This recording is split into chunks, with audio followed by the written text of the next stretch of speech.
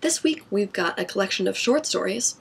I haven't reviewed one of those in a while. This is Windeye by Brian Evenson.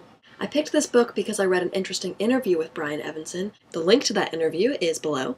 Evenson is actually best known for his horror writing, not my usual genre, although I do better with scary books over scary movies. And Windeye is scary at times, although not particularly graphic. Evenson's stories are focused more on this freaky sense of disjointedness. In one story, a man who loses his ear in a war gets his ear reattached, but then it turns out that the ear he got reattached wasn't actually his ear, it was someone else's. When he starts hearing a voice talking to him in the new ear, he doesn't know what to think. Which thing was more real, he asks himself, mind or world? Other stories involve secret organizations, or investigations of odd occurrences that go strangely awry. And lots of people die in this book. That category grows a lot larger if you include people who disappear. But even though there's a lot of loss in this book, it's not particularly sad. Because these stories are about people where you get the sense that their story might not be the whole story.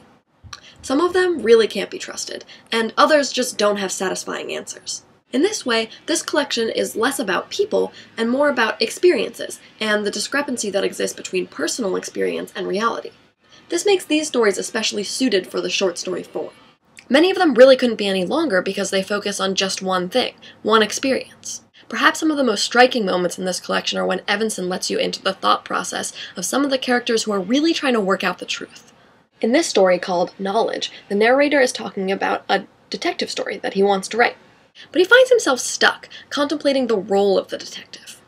Specifically, he's thinking about the way the detective imparts his particular system of knowledge onto the story, that truth is somewhere out there to be uncovered.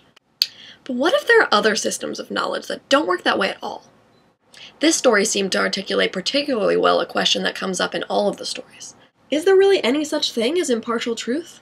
Other related questions I found myself asking. Is it possible to have knowledge and then have it taken away? And then, especially in relation to the detective story, I wondered, is knowledge just about being the person who's in control of the story? I wouldn't think too hard about that one. It's kind of a scary question. I guess in that sense, this is a little bit of a horror collection after all. That was Windeye by Brian Evenson, and of course, this is Brave Little Books.